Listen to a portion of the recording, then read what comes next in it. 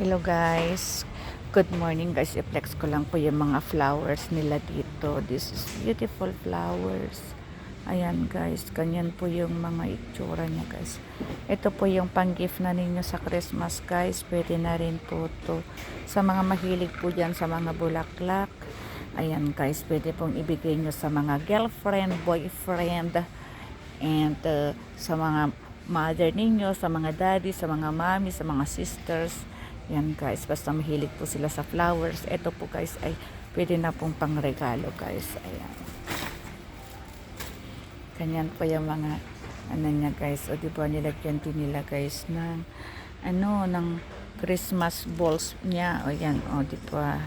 Ayan guys. Ayan. Depende po kung ano po yung gusto ninyong piliin dyan guys. Ayan guys. Very nice. Beautiful flowers. Ayan guys. Dito po sa kabila ay ordinary lang po siya guys. Wala po siyang mga pang ano ng Christmas. Pero red and white na rin sila guys. Ganyan siya guys. Ayan. Yan sila guys. Mga flowers natin guys. O flowers kayo dyan. Ayan.